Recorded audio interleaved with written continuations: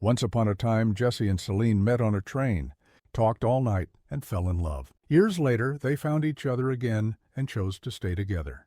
But what happens when love is no longer about passion and adventure? What happens when reality takes over? Welcome to Before Midnight, the chapter where love faces its toughest test. Jesse is now a father of 2 little girls, but today, he's saying goodbye to his teenage son from a previous marriage.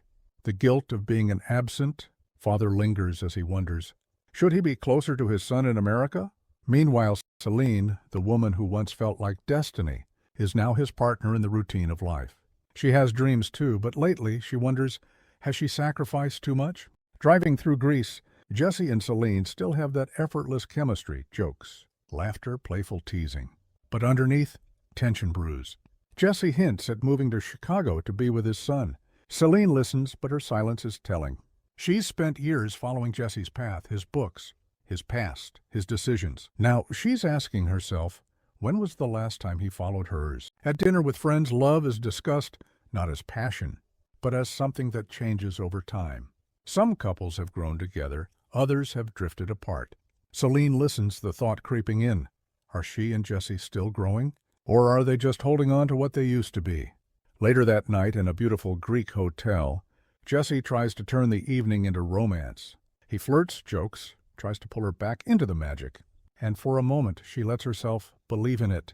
But beneath the candlelight and the wine, years of unspoken resentment finally boil over. A simple disagreement turns into an all-out war. Accusations fly. Celine calls Jesse selfish, Jesse calls her ungrateful. They throw painful words at each other, cutting deeper than they intend. And then Celine says it, "I don't think I love you anymore." Silence follows, heavier than any fight they've had before.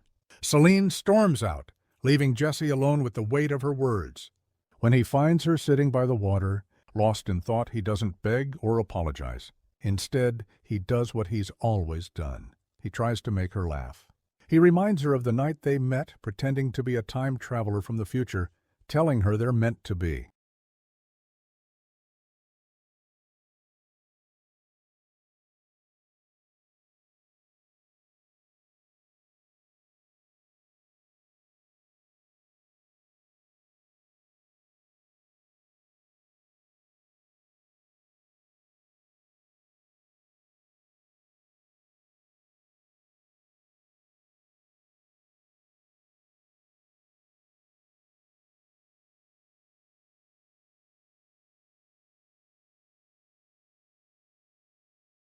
She watches him, torn between anger and love.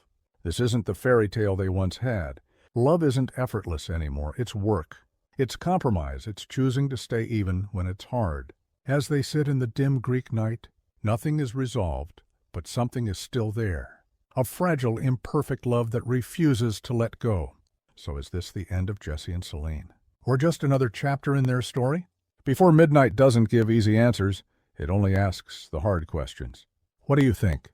Will their love last, or was it always meant to fade? Let us know in the comments.